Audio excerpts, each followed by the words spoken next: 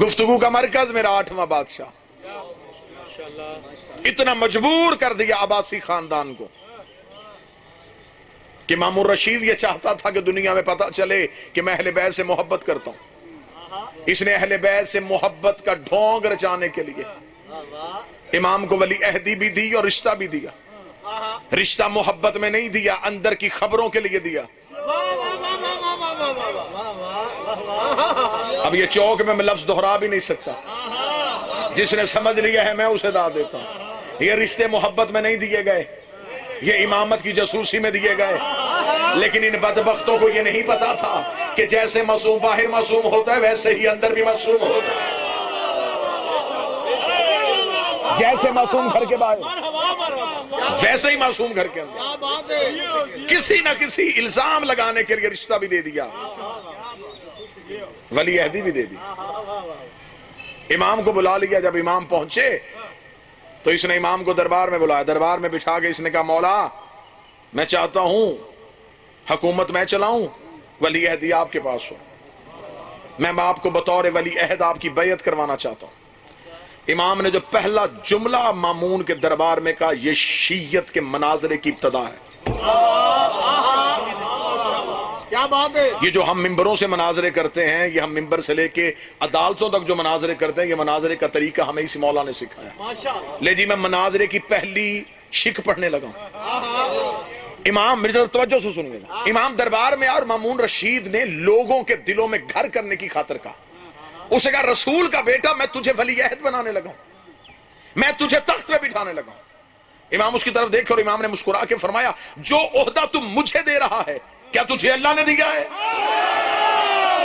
ہائے ہائے ہائے، یہ عہدہ جو تم مجھے دے رہا ہے کیا تجھے اللہ نے دیا ہے؟ مامون ابھی چپ امام کی طرف دیکھ رہا تھا۔ امام نے کہا اگر یہ عہدہ تجھے اللہ نے دیا ہی نہیں اور تم مجھے دے رہا ہے تو میں وہ چیز لوں ہی کیوں جو تیری ہے ہی نہیں؟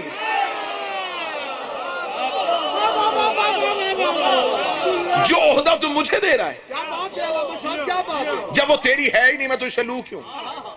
اور امام نے فرمایا اگر یہ عہدہ تجھے اللہ نے دیا ہے تو یہ اختیار تجھے کس نے دیا ہے کہ اللہ نے تجھے دیا؟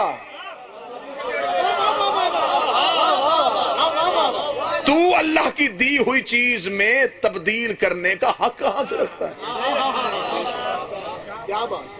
یہ کہنے کے بعد امام نے فرمایا اب بتا حاکم ہے یا وارث ہے؟ اب بتا تیرے پاس تخت ہے یا منبر؟ تو حکومت چلا رہا ہے یا دین؟ چہرے پہ موت کے اثرات، شرمندگی دیکھے گا، لگا نہیں دین کے وارث تو آپ ہی ہیں، امامت آپ کے گھر میں ہے، رسول کی اولاد آپ ہیں، ہم تو صرف نظام حکومت چلا رہے ہیں۔ امام نے فرمایا پھر تو نے مجھے کیوں بلایا ہے؟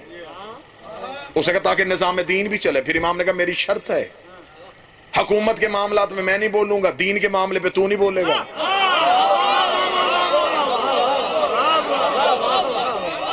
کوئی بھی امام کسی بھی حاکم سے حکومت چھیننے کے لیے نکلا ہی نہیں۔ آج بندے ہم پہ سوال کرتے تھے کہ آپ شیعہ آج اتنا شور مچاتے ہیں، علی کو نہیں پتا تھا کہ حکومت علی کا حق ہے، پھر علی اس حکومت کے لیے کیوں نہیں نکلا؟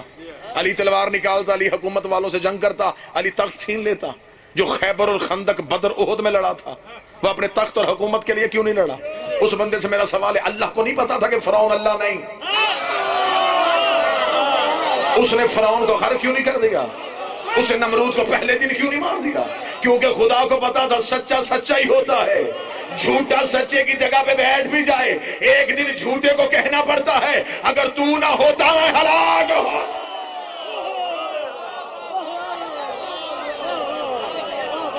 امامت کو حکومت کی ضرورت نہیں۔ امام نے فرمایا مجھے تیرے تخت اور تاج کی ضرورت نہیں، حکومت چلا، مذہب میں تبدیلی نہ کرنا۔ یہی سوال مولا امیر المومنین نے بھی کیا تھا۔ مولا نے فرمایا تھا دین میں تبدیلی کرنے کی کوشش نہ، اگر تم نے دین میں تبدیلی کی تو میں گھر سے نکل کے فوراً دربار میں آ جاؤں گا۔ امام حسین نے قیام کیوں کیا؟ قیام کرنے کی وجہ یہ تھی یزید دین تبدیل کرنے لگا تھا۔ اس ملعون نے کہا میں حرام محمد کو حلال کروں گا، حلال محمد کو حرام کروں گا۔ وقت کا محمد گھر سے نکل آیا۔ اگر یہ کام حسن کے دور میں بھی ہوتا تو حسن بھی وہی کرتے جو حسین نے کیا۔ کوئی بندہ یہ نہ سمجھے کہ امام حسن نے شرائط لکھوا لی تھی اور امام حسین نے جنگ کی تھی۔ حسین کے دور میں دین میں تبدیلی کرنے کی کوشش کی گئی۔ مولا امام رضا علیہ السلام نے فرمایا دین تبدیل نہ کرنا، حکومت چلاؤ۔ اس نے کہا میں بیعت کروانا چاہتا ہوں۔ امام نے فرمایا کرواؤ بیعت۔ اب امام آ کے تخت پہ بیٹھ گئے، سر پہ رسول والا امامہ، کاندھے پہ علی والی ابا، چہرے پہ حسن والا حسن، ماتھے پہ سجاد کے سجدے کا نشان۔ یوں امام رضا تبرکات آئمہ کے وارث بن کے تخت پہ بیٹھے۔ امام نے اپنے ہاتھ کو یوں اٹھا کے بلند کیا، لوگوں کی لائن آگے کھڑی ہوگی بیعت کے لیے۔ امام یوں میں، اب لوگ انتظار کر رہے ہیں کہ امام بیعت کیوں نہیں کروا رہے۔ لوگوں نے مامون کا چہرہ دیکھا، مامون نے امام کی طرف دیکھا، مولا یہ بیعت کرنا چاہتے ہیں۔ امام نے کہا کریں۔ اس نے کہا آپ ہاتھ ایسے کریں گے تو بیعت ہوگی۔ امام نے کہا تجھے نہیں پتا معصوم کسی کے آگے یوں نہیں کرتا۔ اتنا تبدیل کر دیا تم نے دین کو، اتنی تبدیلیاں لے آئے تم حقیقی دین میں، تم بیعت ایسے کرواتے ہو۔ اس نے کہا مولا ہم تو بیعت ایسے کرواتے ہیں۔ امام نے کہا یہ بیعت کا طریقہ ہے ہی نہیں، معصوم تو ایسے بیعت کرواتا ہی نہیں۔ اس نے کہا ہر جگہ پہ آپ آل محمد کوئی نہ کوئی غلطی نکال لیتے ہیں حکومت والوں کی، بیعت ایسے ہو یا ایسے ہونی تو بیعت ہی ہے۔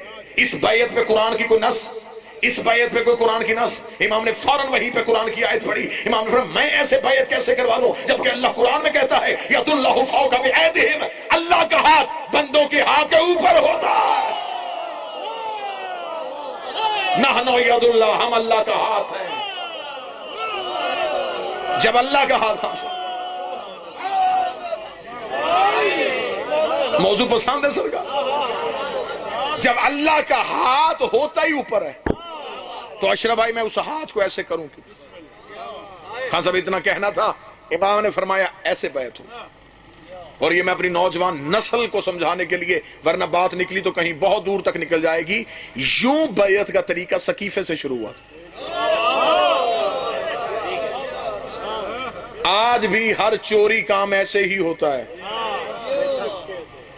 یہ بیعت کا طریقہ، یہ خفیہ بیعت تھی جو رات کے اندھیرے میں بھی ہوتی تھی۔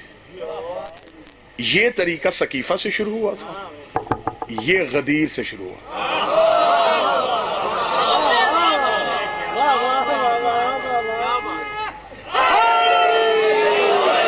مرزا ندیم صاحب مجھے بادشاہ حسین کی قسم چیرتا ہوا جگر لے کے جھنگ کی دھرتی سے باہر نکلوں گا۔ صابر صاحب اگر میں نے اتنی محنت کی اور اس کے بعد بھی یہ مجمع نہ بولے، یہ بیعت سقیفے سے شروع ہوئی تھی، یہ بیعت غدیر سے شروع ہوئی ہے۔ اب پتہ چلا ہے کہ غازی کے علم پہ ہاتھ کیوں ہوتا ہے۔ ہم علم پہ ہاتھ دکھا کے دنیا کو بتاتے ہیں یہ سقیفے والا گھر نہیں، غدیر والا گھر ہے۔ آج بھی علم پہ ہاتھ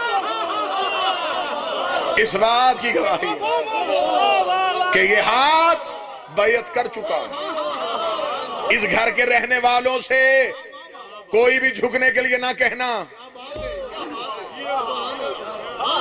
آپ الیکشن کے دنوں میں دیکھتے ہیں نا جی، کینڈیڈیٹ گزرتے ہیں گلیوں سے، امیدوار خان صاحب ووٹ مانگنے کے لیے نکلتے ہیں اور چھت پہ ہو نا دوسری پارٹی کا جھنڈا، تو امیدوار گھر کی بیل ہی نہیں دیتا۔ اسے پتا جب انہوں نے چھت پہ جھنڈا ہی لگا لیا ہے، اب یہ وعدہ کر چکے ہیں، اب ان کے پلٹنے کی کوئی گنجائش نہیں ہے۔ اس لیے ہم چھت پہ علم عباس لگا لیتے ہیں، کوئی مولوی دروازے پہ دستک نہ دے، اب واپس آنے کی کوئی گنجائش نہیں۔ بسم اللہ سرکار۔ ہم ولایت علی پہ سمجھوتا نہیں کر سکتے، ہم علی ولی اللہ سے نہیں ہٹیں گے۔ لہٰذا آج تک کبھی بھی یہ علم عباس کا معجزہ ہے کہ آج تک کبھی علم والے گھر پہ کسی نے دروازے پہ دستک دے کے نہیں کہا رات کو مسجد میں آئیے گا۔ وہاں کچھ دین کی باتیں ہوں گی، انہیں پتا ہے کہ اس گھر میں جو علم ہے یہ اس بات کی علامت ہے یہ دین جانتے ہیں. بسم اللہ. امام نے فرمایا ہم بیعت ایسے نہیں لیتے, بسم اللہ سے ہم بیعت ایسے لیں گے. ایسے بیعت ہونی شروع ہوئی اور کتابیں کہتی بیعت ہوتے ہوتے ہوتے ہوتے اور امام مسکراتے جا رہے ہیں. تھوڑی دیر کے بعد ایک نصرانی نوجوان آیا, اس نے یوں چھوٹی انگلی سے بیعت شروع کی, انگوٹھے پہ ختم کی. امام نے کہا پہلی بیعت اب ہوئی ہے.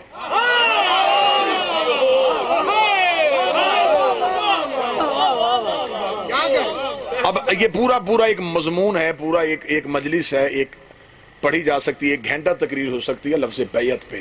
یہ ہاتھ پہ کیوں ہوتی ہے؟ اللہ کا اقرار زبان سے ہے, بیعت ہاتھ پہ ہے. معصوم کو 5 چیزیں دی جاتی ہیں, 5 معصوم سے لی جاتی ہیں. نفس, جان, عزت, مال, اولاد معصوم کو دے دی. رزق, بخت, قبر, بخشش, آخرت معصوم سے لے لو.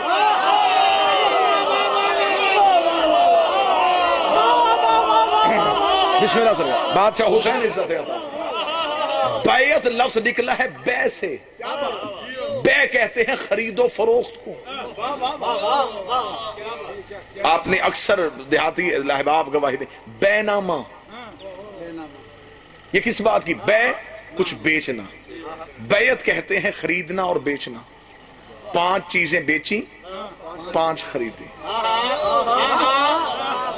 اسے کہتے ہیں بیعت. اب جو 5 خریدنی ہیں وہ سوائے معصوم کے بیچ ہی کوئی نہیں سکتا. صحابی کی عزت ہو سکتی ہے, بیعت نہیں. کیونکہ اگر صحابی کی بیعت ہونی ہوتی تو خود صحابی کیوں کہتا لکھ دے میں تیرے نوکر کا بیٹا ہوں تاکہ میں بھی جنت میں چلا جا. بیعت صرف امام برحق کی, بیعت صرف معصوم کی. امام نے فرمایا یوں بیعت ہوگی. توجہ ہے سرکار؟ بیعت ہو گئی اور بیعت ہونے کے بعد امام نے پہلا حکم نامہ جاری کیا. پہلا حکم, پہلا ایگزیکٹو آرڈر دربار سے پاس ہوا. اس دور میں نوجوان اس موضوع کو بڑی توجہ سے سنیے گا سرکار. میں نے ایک لمحے کے لیے داد کا لالچ نہیں کیا, میں نے آج کے دن کا حق نبھانے کی کوشش کی ہے کہ شام کو میری قوم کا بچہ گھر جائے تو اس کے ذہن میں 2-4 امام رضا کے حوالے سے باتیں نئی ضرور ہونی چاہیے. امام نے جو پہلا ایگزیکٹو آرڈر پاس کیا, پہلا سرکاری حکم نامہ دیا, اس دور میں روم جو تھا وہ عیسائی ملک تھا اور امیر تھا. پوری دنیا میں روم کا سکہ چلتا تھا. اس کی مثال میں آج کے دور میں دوں, جیسے آج کے دور میں پوری دنیا میں امریکن ڈالر چلتا ہے. امریکن ڈالر وہ ہے کہ وہ کسی بھی ملک کے کسی بھی خطے میں آپ چلیں تو وہ چل جائے گا. روم امیر ملک تھا, روم کا سکہ ہر جگہ پہ چلتا. روم عیسائی ملک تھا, اس کا بادشاہ عیسائی تھا. انہوں نے اپنے سکے میں اپنے مذہب کی تبلیغ کی خاطر اپنے مذہب کی چھاپ لگائی ہوئی تھی. جہاں وہ سکہ پہنچتا تھا اس سکے کی تصویریں جو تھیں وہ لوگوں کو عیسائیت کی طرف راغب کرتی تھی. امام نے پہلا ایگزیکٹو آرڈر پاس کیا. امام نے کہا کہ آج کے بعد جتنے اسلامی ملک ہیں وہ نہ روم کا سکہ خریدیں گے نہ روم سے تجارت کریں گے. مامون نے امام کا حکم نامہ سنا تو اس نے کہا مولا ہم تو دنیا سے کٹ جائیں گے, پھر تجارت کیسے ہوگی؟ امام نے فرمایا جتنے اسلامی ملک ہیں ان میں اسلامی سکہ چلے گا. ہم اپنا سکہ بنائیں گے, ہم قدیم روم کا سکہ قبول نہیں کریں گے. امام نے فرمایا ٹکسال کو بلاؤ جو سکہ ڈھالتا تھا. امام نے فرمایا سکہ ڈھالو. اس نے سکہ ڈھالا. مامون نے کہا مولا آپ بتائیں کہ اگر انہوں نے اپنے مذہب کی تبلیغ کی ہے تو ہم اپنے سکے میں لا الہ الا اللہ لکھیں, دوسری طرف خانہ کعبہ کی تصویر بنا دیں. امام نے فرمایا سکہ میرے ہاتھ میں دو. سکہ ہاتھ میں آیا. امام نے اپنی انگوٹھی کے ساتھ مہر لگائی. سکے پہ لکھا ہوا علی ولی اللہ.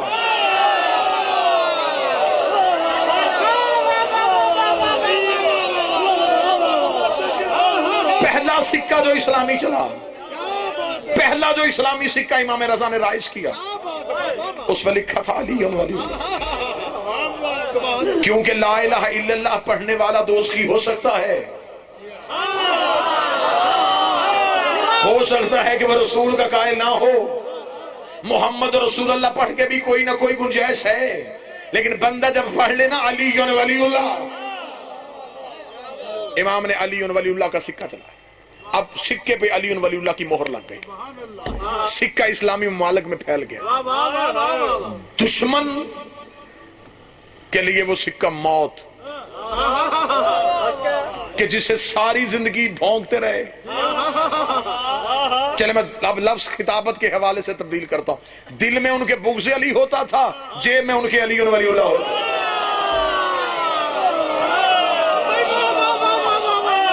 اب اس سکے کو چھوڑ بھی نہیں سکتے تھے۔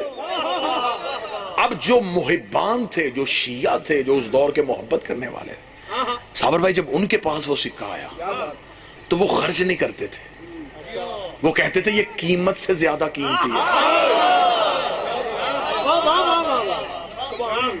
ابھی کیونکہ مامون کو بھی یہ بات ہضم نہیں ہوگی، ہو سکتا ہے تھوڑے عرصے کے بعد مامون یہ سکہ پوری دنیا سے اٹھوا لے اور نیا سکہ بھیج دے، لہٰذا وہ شیعہ جس کے گھر میں وہ سکہ جاتا وہ اسے سنبھال لیتے، بچا لیتے، اسے خرچ نہیں کرنا، اسے بچا لینا ہے، کسی بھی دور میں سکہ بند ہو جائے گا پھر یہ ملے گا نہیں، پھر وہ اسے بچا لیتے تھے۔ پھر ایک دور آیا وہ جو بچا ہوا سکہ ہوتا تھا وہ شیعہ اسے کپڑے میں باندھ کے جب سفر کے لیے نکلتے اپنے بازو میں باندھ لیتے، کوئی ان سے پوچھا یہ کیا ہے، وہ کہتے ہمارا امام زمان ہے۔ یہ ہسٹری ہے امام زمان کی، یہ وہ سکہ تھا جو پہلی دفعہ اس میرے مولا نے امام رضا علیہ السلام۔